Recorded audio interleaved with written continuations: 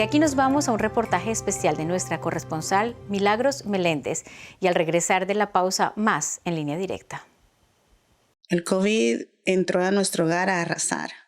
Desafortunadamente, lo más valioso que se llevó fue la vida de mi madre. Esta madre salvadoreña, residente en Fairfax, Virginia, es el rostro de miles de personas en Estados Unidos que han perdido a sus seres queridos a causa del COVID-19, y el de las familias latinas que han sufrido el número de hospitalizaciones más alto que cualquier otro grupo étnico o racial, como lo es en el norte de Virginia.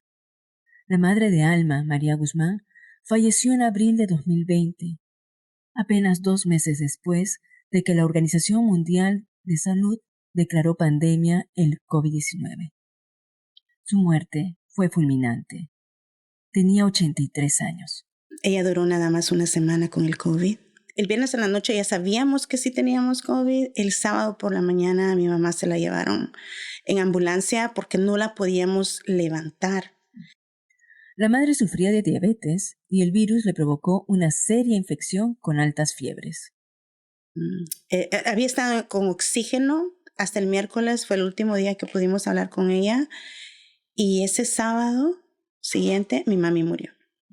2 años después de la muerte de su madre, a fines del 2022, Alma experimentó nuevamente el temor de volver a perder a un ser querido. Esta vez, su hijo Christopher, de 29 años. Casi no llegó al hospital. Llegó a ponerse morado en mi carro, completamente así, púrpura, de sus labios.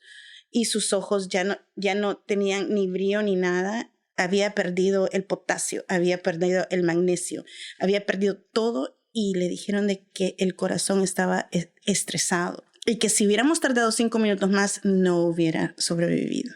Lo extraño es que el hijo de Alma, Christopher Molina, no estaba infectado en ese momento con COVID, sino que una simple gripe se le complicó por el daño que el coronavirus le había causado a sus pulmones cuando se infectó en 2020. El COVID dañó muchos tejidos y dejó dañados tejidos, ¿verdad? Y los pulmones son tejidos.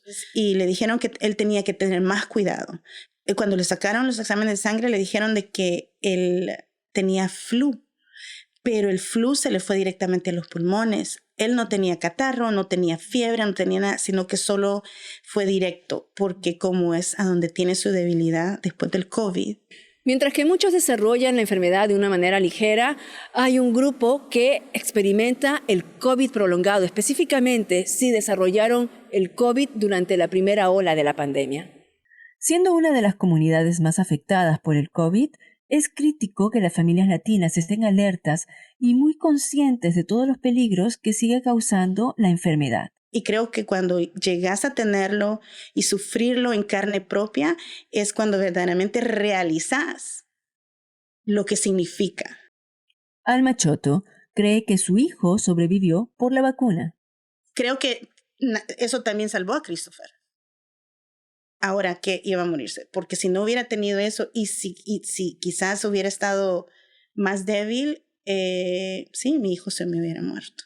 La madre de Alma Choto murió cuando las vacunas aún estaban en estudio. Era una riqueza de mujer en todos los sentidos, en su cocina, en su platicar, le encantaba bordar, le encantaba, era una poetisa, le encantaba cantar, le encantaba charlar, tenía historias de todo tipo. La salvadoreña cree que de haber estado a disposición la vacuna contra el COVID-19, su madre aún estuviera con ella. Creo que si la vacuna hubiera sido la primera en la fila, porque creía mucho en la medicina, aparte de creer en Dios, ¿verdad? Tenía fe y creo que sí, definitivamente hubiera sobrevivido.